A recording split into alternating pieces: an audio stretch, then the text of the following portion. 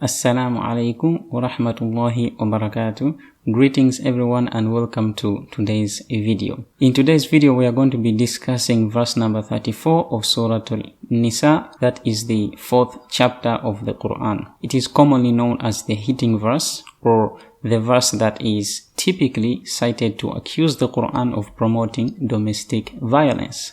It is my intent throughout this video to show you that this verse has been terribly misappropriated, as it does not promote a surrounding where a man has license to hit their wife. But before we get started, I would like to say thank you very much to my continued supporters. Thank you so much for subscribing to my channel. As for those who have not yet subscribed to the channel, please go ahead and subscribe and also like the video. Now, without further ado, let's get started with the video. This verse is perhaps one of the most problematic verses of the entire Quran, if not the most problematic verse. And to be honest, I would be lying if I said that it did not trouble me the very first time that I read it. And I believe that there are many Muslims who have had the same discomfort. The discomfort comes from the disbelief at how a being that is supposed to be kind and wise and merciful ever could issue such a method of how to solve marital problems. There have been several commentators throughout Islamic history who have attempted to provide an honest interpretation to this verse. Some have opted to lean more towards the traditional understanding, i.e. one which is engraved in the hadith literature, and others have opted for a more Quranically based reading of this verse, applying their own reason and intellect instead of appealing to the traditional sources. Great effort has been taken in trying to reconcile our modern values of equality between the sexes with this verse. Some translators have opted for a reading that reinterprets some of the words of the verse to align with their values. There is no doubt that this verse, and perhaps more so its commentaries, have been a catalyst for some of the violence that ensues between a husband and a wife. Those who are prone to resort to violent means have used this verse as justification to claim that the Quran has granted them access or has granted them permission to employ such a measure when they fear disobedience from their wives. Which brings me to my intent of today's video, as it pains me greatly to see that this verse has been misused and mishandled by people who might hold a vendetta against the Quran or the Prophet. So it is my desire to clear up as much of this misunderstanding as I can. So as for the verse, it reads as follows: الرجال قوامون على النساء بما فضل الله بعضهم على بعض وبما أنفقوا من أموالهم فالصالحات قانتات حافظات للغيب بما حفظ الله واللاتي تخافون نشوزهن فعظوهن واهجروهن في المضاجع واضربوهن فإن أطعنكم فلا تبغوا عليهن سبيلا إن الله كان عليا كبيرا. A loose translation of that is: men are the Qawwam ala an-Nisa, men are the Qawwam of women, because God has given some of them an advantage over others, and because they spend of their wealth. So righteous women are devoted, watching over the unseen with regards to what God has kept protected. As for those women whom you happen to fear their nushuz, then admonish them and distance yourselves from them in the beds and strike them. Then when they have obeyed you, do not seek a way against them, for surely God is ever exalted, great. During this video, several questions will be raised in attempting to analyze and understand the verse in question. Questions such as: what is the term Qawwama and what does it entail? Does the verse grant men superiority over women? What is Nushuz and how does it apply? Do men have the right to beat their wives? As can be observed, I have opted to leave certain words untranslated, as these words can make or break the understanding of the verse. Let's first look at the word Qawwama ala, which has loosely been translated as maintainers, caretakers, managers, protectors, and so on. The concept of Qawwama is one of the most significant issues pertaining to the status and rights of women in Islam.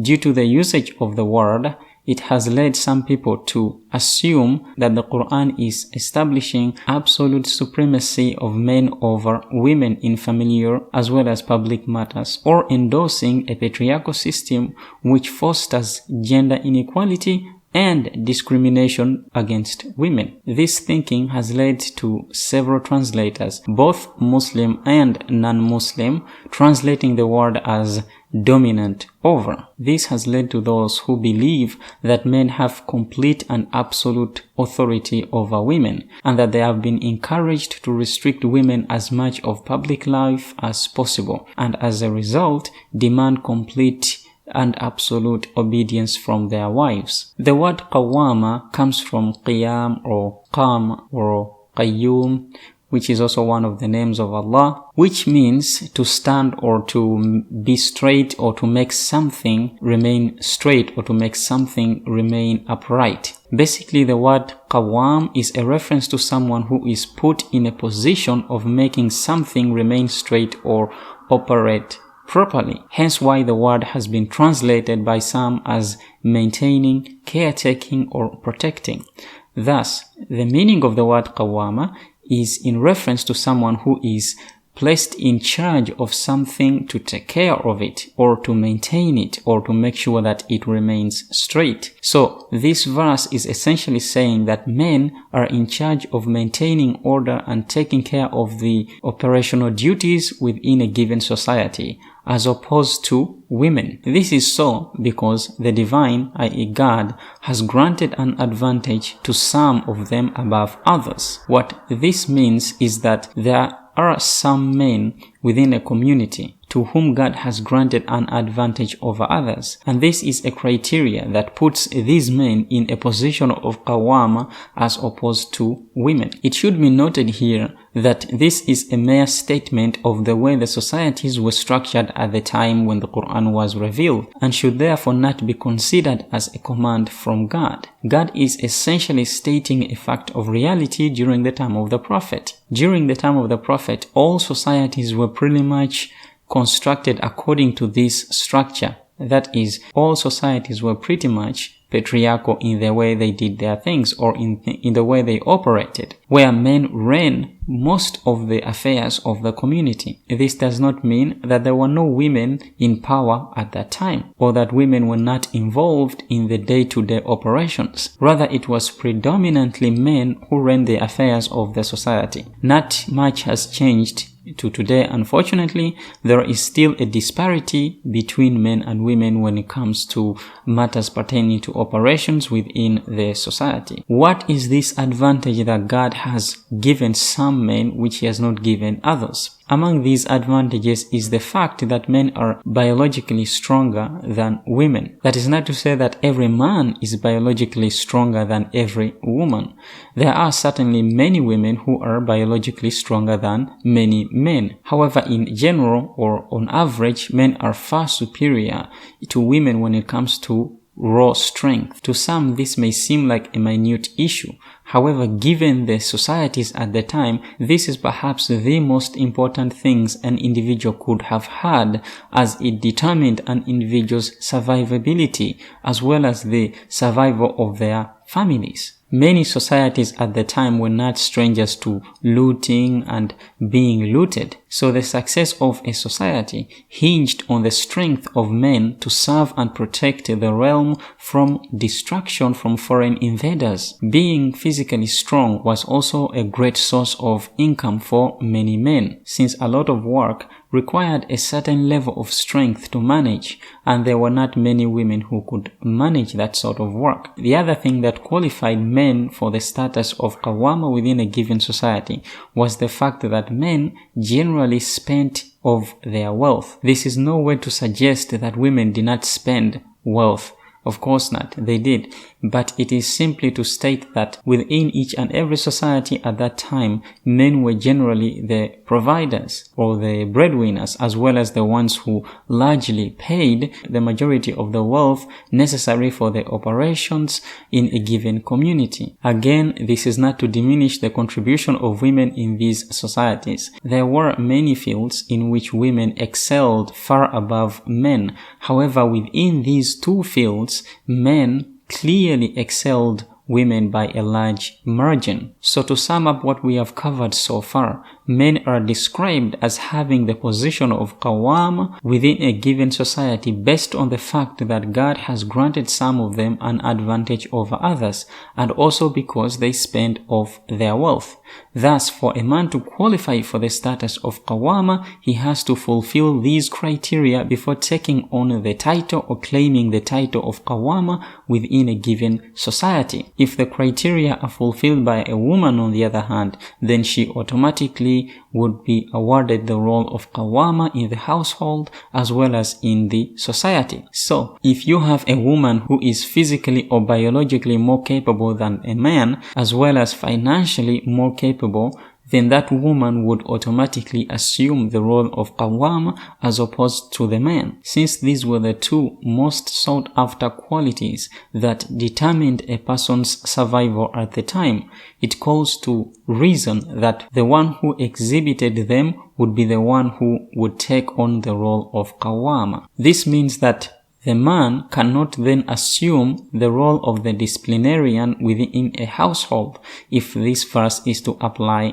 to the man. However, that is not to say that the solutions given in the verse for dealing with a woman who exhibits nushuz cannot be applied to men. Even if he is in a position of qawwam, there's nothing wrong with a woman employing the same solutions should the man manifest signs of innate nushuz. It cannot be considered improper of a woman to advise or admonish her husband if he exhibits tendencies of nushuz, nor is there any issue if she separates from him in the bed, nor is there any issue if she hits him or strikes him given the type of the nushuz. There is nothing Quranically based which could or should infer guilt on the woman's part for employing the same tactics to deal with a man who manifests nushuz. This is regardless of whether the man is in the role of qawwama or not. Then the verse continues to inform us that the righteous women are those who are devout or devoted, watching over the unseen with regards to what God has kept protected. The last statement of this passage is a build-up of the previous statement of the passage. It is traditionally understood to mean that aside from being either devoted to God or her husband, the wife is also responsible for keeping an eye on a man's property during his absence. Though a plausible reading, I have opted for another understanding of this statement. In my opinion, this is a statement that refers to a woman's chastity, i.e., her fidelity to her husband and in extension to God. The unseen here in the passage should be understood to mean the woman's private parts, since there are parts of the body which she is concealing or which she is encouraged to keep hidden or to safeguard from anyone other than her spouse. Therefore, the verse can also extend to a woman's fidelity in addition to her mere protection of her husband's wealth when he is away. It is not explicitly stated in the verse as to whom the woman is devoted. Some suggest it is the man, whereas others maintain that it is to God.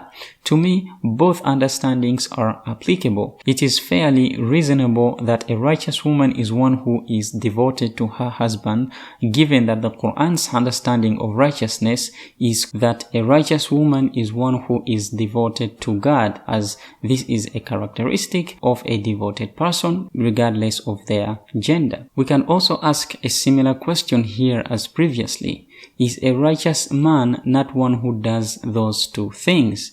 Are these two things exclusive to women? The answer would clearly be in the negative.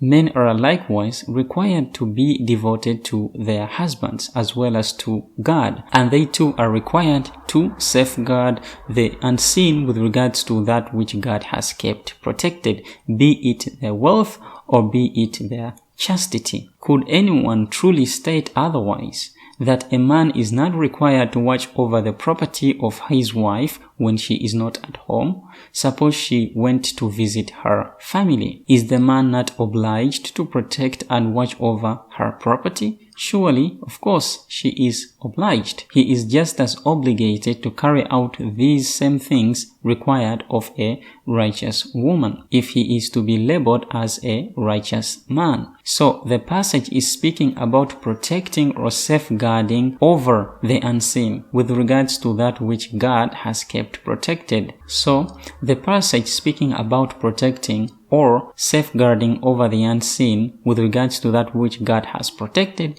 is more of a reference to a woman's chastity in extension to his wealth. These are notable character traits which are to be sought in a woman who is righteous or good, one who is devoted and in extension makes sure to protect her private parts, so as to not let her chastity or fidelity to her husband be violated by any other man. And the same is required of the husband. These are virtuous traits that we should seek when looking for a partner, and they should not be considered as insignificant or less feminine, especially in the society that we live in today, where some women have been shamed for embracing this aspect of their femininity. The verse then continues, وَاللَّاتِ تَخَافُونَ نُشُوزَهُنَّ. As for those women from whom you have reason to fear their nushuz. The first word that we will be looking at is the word nushuz, which has been rendered as disobedience by several translators due to the attempts of the early commentaries at explaining this word. However, this translation is highly problematic as it does not do justice to the intended meaning of the verse. The word nushuz occurs in the Quran about 5 times, 3 times as a verb and 2 times as a noun. In the 3 times it occurs as a verb, it refers to rising up or getting up from one position to another, such as in surat al-Mujadala verse number 11, which instructs the people of the faith that when they are told to nushuz in the sitting places, that they should do nushuz. Thus, the word literally means to rise up from a place or state and make one's way to another place or state. It is used in the Quran as a literal act rather than a metaphorical or symbolic one. It refers to the high-handed nature of a person which they exhibit because it is engraved in their nature. In other words, it is part of their personality to be high-handed or recalcitrant. It is not mere disobedience that is being referenced here. Rather, it is an unjustified action taken by the person in question in opposition to reason and the desire to maintain the family unit. This is clear in the usage of the pronoun there, as in nushuzahunna, as opposed to merely saying high-handedness or recalcitrance, which is nushuzan. It suggests that this nushuz is something they have within themselves, something to which they are prone. It is a personality trait that is part of who they are. In other words, if they are to be described by someone, they would be described with that character traits.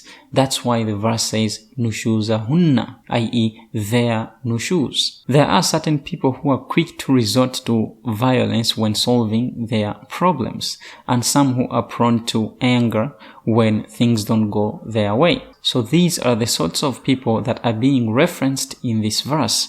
The verse is essentially saying that, so those women from whom you have reason to fear their high-handedness and recalcitrance, then admonish them and distance yourself from them in the beds and strike them. Here, the verse gives 3 remedies that a person may employ in case they notice signs of high-handedness from their wife, namely to admonish them, to separate from them in the beds, or to strike them. This part of the verse has been understood to provide a step-by-step remedy for dealing with such problems. However, I would contest this understanding and counter it by saying that there is nothing in the verse that suggests that this verse is to be understood as such. Similarly, in the Quran, it says, وَكُلُوا وَاشْرَبُوا وَلَا تُسْرِفُوا. Eat and drink and do not commit mischief. It would be out of line for someone to assume or to propose that this understanding is to be understood as providing a step-by-step guide as to how one may consume. No one would understand this statement to mean that God is saying we should eat first, then drink, then not commit mischief. Rather, we all understand this to be dependent on circumstance. If you are thirsty, you drink, and if you are hungry, you eat. You do not have to eat first and then drink, nor do you have to drink first or eat first before not committing mischief. It would be unwise to propose such a reading. Hence why I have opted to understand the verse in question in a similar manner. It is purposefully structured like that to imply that there is no order that you are obliged to follow, given the understanding of the Quran. The verse takes it as a given that you, as an individual, are able to discern the kind of nushuz presented before you, before your eyes, and thereby judge accordingly as to which measure you would take within reason. That means that you may apply whichever measure you want and at which time you want, if the measure corresponds to that nushuz. So if the nushuz is one where you cannot speak to your spouse in that given moment and you both need a moment to cool off, then employ that measure. If it is just an argument which can be handled by talking, then talk it out and make peace with each other. Often, arguments can spiral into bitterness very quickly, and you cannot do one thing and then the other. You can only employ one of the measures. In some cases, the admonition can overlap with the separation in the beds. Typically, arguments spiral out of control much quicker than that, and you just need a moment for yourself without even talking things out first. And that is perfectly fine. The important thing is that partners learn to understand that this is perfectly reasonable. Sometimes talking can make things much worse. It can make the other person even more frustrated at you because they feel you are either not listening to them or not taking their plight seriously or talking down to them or lecturing them. Therefore, in my understanding, it is unreasonable to assume that this verse should be taken as a step-by-step guide to dealing with marital problems. It would be the wrong approach of us to suggest that. What we need to do is learn how to understand each other's moods and to be understandable when our partner doesn't want to talk to us or that they need a moment away from us to cool off. We should not be offended by that. Sometimes in that given moment, our partner just can't bear the thought of looking at us because it hurts too much or too deep. And the best thing they can do is simply to take a moment for themselves. One other thing that the passage stresses is that the distancing should be in the beds. This has been understood in two ways. Some people believe that it means separating oneself from the bedroom quarters and sleeping in another room, whereas some argue that the parting should take place within the bedroom, meaning that both parties share the same bed but with distance between them. So the husband can sleep on one side and the wife can sleep on the other side without necessarily conversing or looking at each other. Typically, people will turn their backs to each other as a sign that they are displeased with the other. This could be a good thing, that it can make the other person more inclined to want to talk things out, which can lead to reconciliation. However, if the other party sleep in the other room, the chances that both parties will approach each other to work things out is even the more minimized. Thus, my understanding of the passage is that the parting should take place within the beds, as this will create a better opportunity for the couples to reconcile their differences. The next measure that the verse provides is one that most people have taken issue with, namely that of beating or striking or hitting. There have been several attempts by many translators of the Quran to render this word as to separate from them. However, I take issue with this reading in that the grammar does not support this sort of understanding.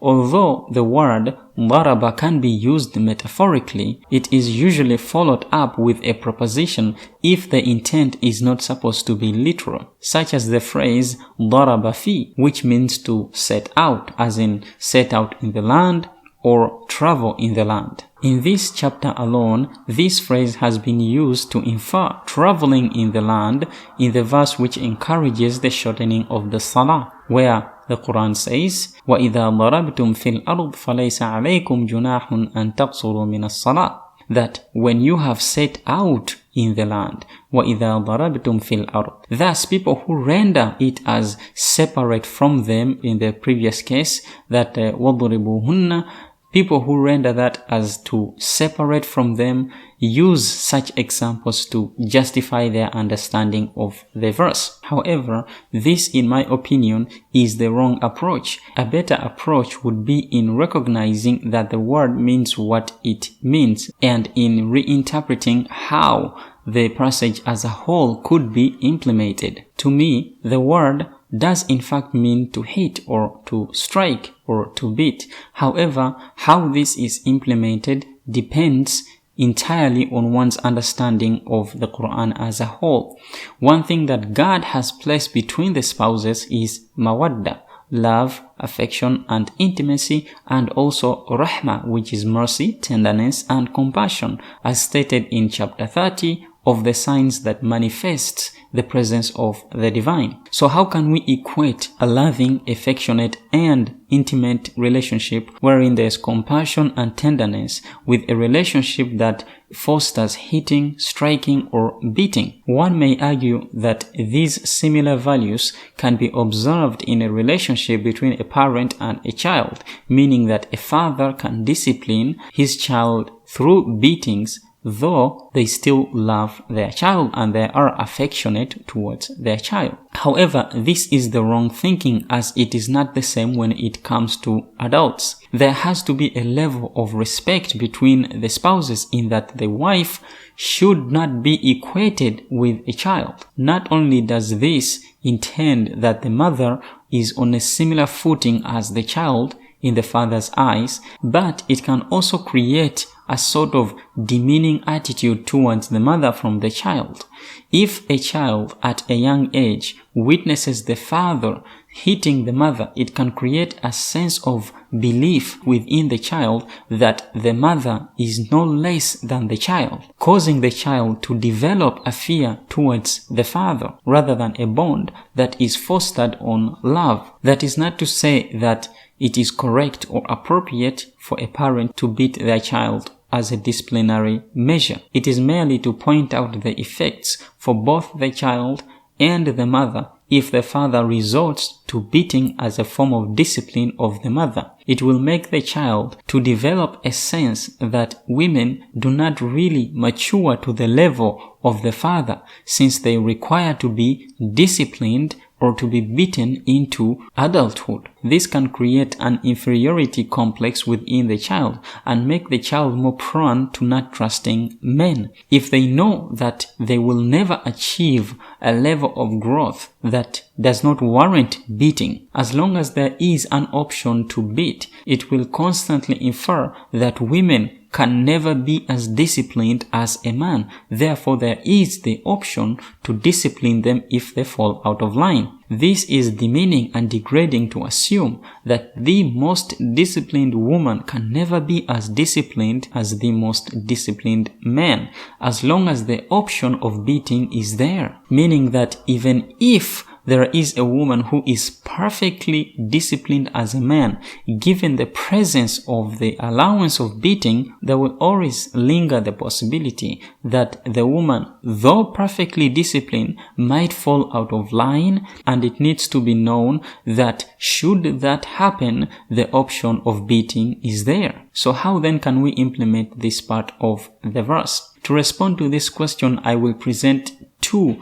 options, one pertaining to the domestic aspect of the verse and the other to the societal aspect of the verse. As for the domestic aspect of the verse, within a given relationship, where the man is the qawwam of the household, he has to be able to understand that he has the physical advantage which the woman does not have, and he can only apply this method within reason. The Quran has set forth a principle by which violence may be employed as a form of practice. That is in terms of retaliation and in terms of dealing with people who break the law within the society. But this is an individual endeavor. Only the retaliatory measure may be employed. What this essentially means is that you as an individual are only allowed to employ violence as a retaliatory measure rather than as an aggressive measure. So you as an individual cannot resort to violence as the first approach.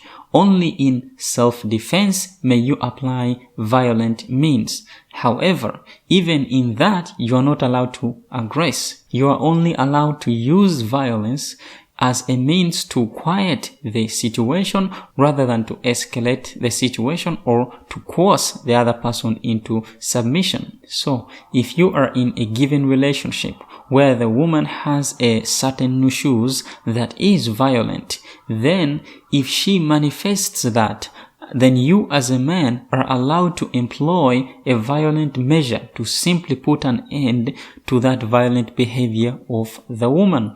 Therefore, you as a man should be able to judge when it is appropriate to employ violence and when it is appropriate to employ the other measures. If the nushuz is not violent in nature, then you by no means are allowed to use violence. Violence should only be resorted to when it is to protect yourself. Although this might surprise certain people, there are several relationships where women are the ones who are violent towards the men, and men are less willing to come forward as victims of domestic violence because they will be labeled as less of a man or weak. Thus, it is difficult to accurately assess the statistics of this phenomenon within a given society, given that most men who experience domestic violence are less willing to come forward due to the fear of being shamed by other men and women. So, to reiterate my first point, only in case of a violent nushuz may a man individually employ hitting as a measure. But even then, he is expected to do so within reason, because the Quran says that God does not like those who aggress. The other option on how this verse may be implemented is if the nushuz is in the form of infidelity. For then the appropriate channels to deal with this are stated in surat an-Nur, which imposes 100 lashes for the person guilty of adultery. This to me seems the more plausible reading. However, that does not mean that both are not simultaneously applicable. As stated earlier, righteous women are described as those women who are devoted to either God or their husbands, and those who protect the hidden or the unseen, which could mean their private parts. Therefore, women who manifest nushuz that is core to their personalities are contra to what righteous women are, meaning that the women from whom you fear their nushuz are in fact women who are opposite the women who are devoted to their husbands and those who protect and safeguard their private parts from other men. This is also, by the way, supported by the hadith of the Prophet's final sermon. In the hadith of Sulaiman ibn Amr ibn Ahwas, even though it is not needed to make my point here, but the hadith says that the Prophet said, ألا واستوضوا بالنساء خيرا فإنما هن عوان عندكم ليس تملكون منهن شيئا غير ذلك إلا أن يأتين بفاحشة مبينة فإن فعلن فاهجروهن في المضاجع وضربوهن ضربا غير مبرح فإن أطعنكم فلا تبغوا عليهن سبيلا. ألا إن لكم على نسائكم حقا ولنسائكم عليكم حقا فأما حقكم على نسائكم فلا يوطئن فرشكم من تكرهون ولا يأذن في بيوتكم من تكرهون ألا وإن حقهن عليكم أن تحسنوا إليهن في كسوتهن وطعامهن. And therein the Prophet said, and surely endeavor to treat the women with goodness, for they are only assistants with you. You do not possess anything over them. That means you do not have any power over them, with the exception if they commit an illicit and clear sexual immorality. For if they do that, then separate from them in the beds and hit them with a beating that is without severity. If they then obey you, then do not seek a way against them. You surely have a right over your women, and they surely have a right over you. As for your right over your women, then it is that they do not entertain your beddings with anyone whom you dislike, and that they do not grant permission into your houses to anyone whom you dislike. And as for their right over you, is that you are good to them in terms of their clothing and their feeding. Thus, in even other Sunan books pertaining to this verse, it clearly mentions that the intent of the word Nushuz here is in reference to fahishatin mubayyina, i.e. clear illicit sexual immorality. According to Imam al-Bayhaqi in his book Sunan al-Kubra, on the commentary of this verse, he references the same sermon of the Prophet from Jabir ibn Abdullah, who said that the Prophet during this sermon said, Ittaqullaha fin nisa, fa innakum akhadtumuhunna bi amanatillah wastahlaltum furujahunna bi kalimatillah. وَإِنَّ لَكُمْ عَلَيْهِنَّ أَلَّا يُطِئْنَ فُرُشَكُمْ أَحَدًا تَكْرَهُونَهُ فَإِنْ فَعَلْنَ ذَلِكَ فَاضْرِبُوهُنَّ ضَرْبًا غَيْرَ مُبَرِّحٍ وَلَهُنَّ عَلَيْكُمْ رِزْقُهُنَّ وَكِسْوَتُهُنَّ بِالْمَعْرُوفِ. أخرجه مسلم في صحيح عن أبي بكر ابن أبي شيبة وغيره عن حاتم ابن إسماعيل, which says, Be mindful of God with regards to your women, for surely you have taken them with the trust of God, and you have been granted permission with regards to their private parts by the book of God. And you have a right over them in that they do not entertain your beddings with anyone whom you dislike. If they do that, then hit them with a beating that is not severe. And their right over you is in terms of their provision and their clothing in a way that is known to be appropriate. Then the commentary goes on to say, Muslim, that is Imam Muslim, brought it, i.e. this hadith, in his Sahih from Abu Bakr ibn Abi Shayba and others other than him from Hatim ibn Ismail. Thus, as this incident shows, the hitting in the verse mentioned above was never intended to be any kind of hitting. It was in relation to sexual misconduct which is established to be clear beyond any reasonable doubt. Fahishatin mubayyina. I only brought these hadiths as evidence in support of my reading, for there might be some people who might object and say, I am only making up my own interpretation of the Quran. It should not be necessary for someone to even resort to these narrations, as the Quran is sufficient in its message to conclude that it does not endorse a man to resort to this sort of measure. So to sum up this point,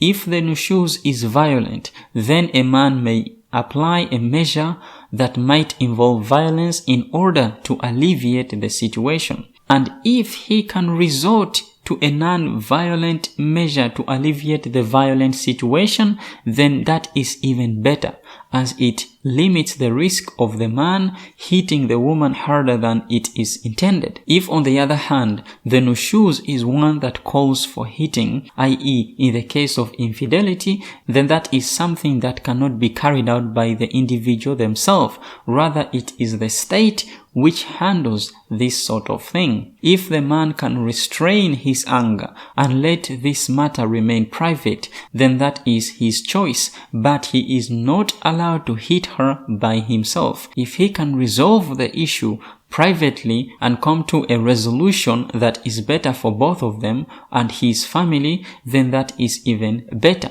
As even in the case of murder, the murderer may be forgiven by the family of the slain. So how much so in the case of adultery? Forgiveness should be even more encouraged. If the two parties resort to keeping their matters private, then they may resort to counseling in order to solve their problems, either by seeing a marriage counselor, which is the modern approach, and there is nothing wrong with that approach, or they can do so by resorting to arbitration or appointing a spokesperson, one from his family and the other from her family, as mentioned in verse 35 of this chapter, should the desire to keep the matter among themselves arise and not to announce it to the public so as to avoid any shame that may be incurred on the family. But if they make it a public affair, then they are well within their rights, as this may be a way to deter further exploitation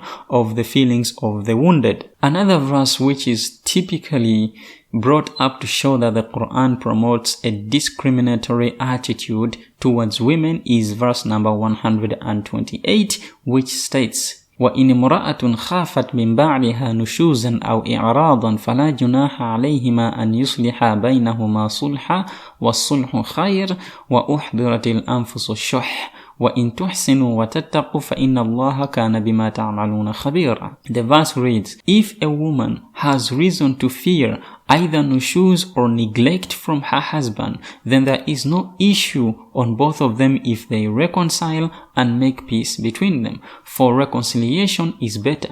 But the human self is prone to selfishness. However, if you do good and are cautiously conscientious, then God is surely aware of whatever you do. Thus, some people have mentioned that this verse talks about the same issue as previously mentioned, but doesn't award the woman the same measures as those the man is awarded in verse number 34. As stated earlier regarding verse number 34, these measures may be employed regardless of the gender of the person. Just because something is directly mentioned for men, it does not restrict it to men. Women may also employ the same. For example, as I mentioned earlier, righteous women are described as being devoted to either God or their husband. Is this not something applicable to men? Surely yes. Similarly, this verse mentions that there is no issue if the parties decide on reconciliation if the woman has reason to fear nushuz or neglect from her husband. Does this mean that it is only applicable to women and not to men? Of course not. Can we say that if a man has reason to fear nushuz from her wife or neglect, then there is an issue if they reunite and make peace? Surely we cannot. Therefore, just because a particular verse is directed towards men, it does not necessarily mean or imply that only men are encompassed by that verse. Women can very well be included in the verse, but yet not mentioned. A clear example of this is the mention of the Rijalul A'raf in the 7th chapter of the Quran. Clearly it mentions men being on the heights, yani وَعَلَى الْأَعْرَافِ رِجَالٌ يَعْرِفُونَهُمْ بِسِمَاهُمْ. It mentions men being on the A'raf, being on the heights, and are recognized by their markings by those who will be inhabiting hell. Are we then to assume that there will only be men on the A'raf? No, of course not. That is preposterous if we are to say such a thing. Furthermore, men are singled out in a verse in Surat an-Nur, that is chapter number 24, as being those who are in the houses in which the name of God has been permitted to be mentioned, and they are reverenced as being those who love to purify themselves. That verse reads, في بيوت أذن الله أن يرفع فيها اسمه يسبح له فيها غدو والآصال رجال لا تلهيهم تجارة ولا بيع عن ذكر الله. Does this limit the attendance of such houses to men? Surely note. And many examples can be mentioned to further establish the point, but I think I have already made my point. Just because a verse mentions men directly, it does not necessarily mean that women may not employ that same measure that is mentioned for the men. But to return to the verse in question, the verse is not talking about the same issue as verse number 34. This verse does not provide any measures of how this reconciliation is supposed to take place. That's the first thing. The second thing is that verse number 34 is also considered reconciliatory. Both verses are pretty much trying to reach and achieve the same goal. The only difference is that in one verse, certain measures have been mentioned to tackle the marital issue of Nushuz, whereas in the other, the goal has been specifically mentioned, that being reconciliation.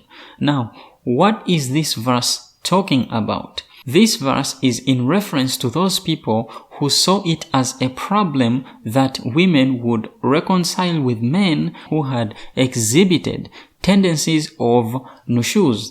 The evidence for this is the fact that it clearly states that there is no issue if they reconcile, meaning that there were certain people who probably saw it as an issue that women would go back to their previous husbands whom they had problems with. The reason for the revelation is both stated in the verse as well as its justification in the statement, وَأُحْضِرَتِ الْأَنفُسُ الشُّحْ. The human self is prone to selfishness. That is because people who tend to shame and ostracize women who choose to go back to their husbands after their husbands have exhibited certain behaviors which their wives did not approve of are typically shamed and abused by other women in particular, because they fail to take into consideration the circumstances in which these women left their husbands or the experiences that these women had with their spouses. This mentality is typically coming from a place of selfishness, as those people who exhibit this mentality think they know better about another person's marriage experiences than they. Obviously, it should be mentioned here that I am not at all implying that women should return to their abusive husbands, or if they were married to a husband who was abusive, that they should return, or that there is any good in that at all. Clearly, if a woman is in an abusive relationship, she is justified in leaving such a partner, and well, she should leave such a person. Such men deserve nothing but utter humiliation and scornful contempt. They should be distanced from ever approaching any form of intimate relationship with a woman. But back to my point, we typically see women encouraging other women to leave their spouses because of very minute reasons. And this, in my opinion, is a huge problem within the female community, particularly within the feminist movements today, for example, or women who are opposed to women choosing a life which is structured on traditional values. These women encourage other women within their spheres with their rhetoric such as, you don't need no man, or you are an independent woman, and these are designed to tear up families and disrupt what might have been a moderately happy marriage or union.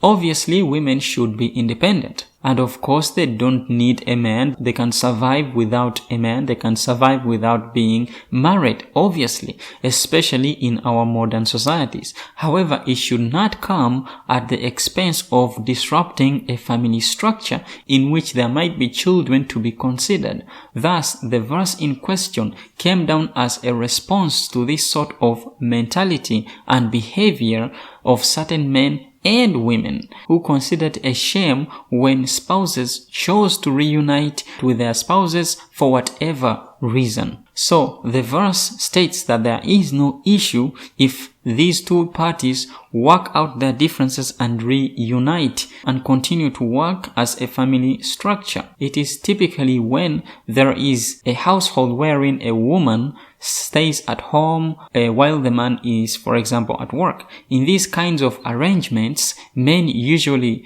don't have as much time to spend with their spouses, especially if they have children.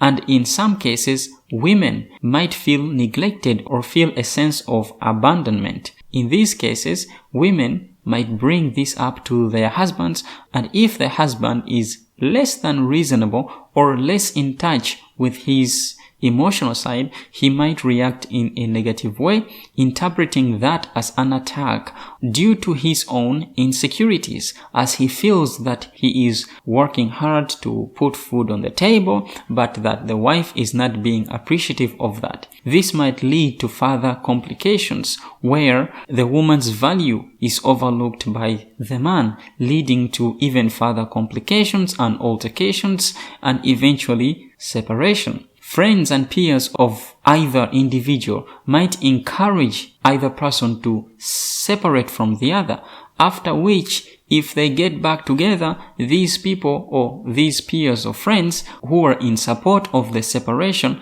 might ostracize the other friend, as they interpret that action as an act of betrayal on their friendship.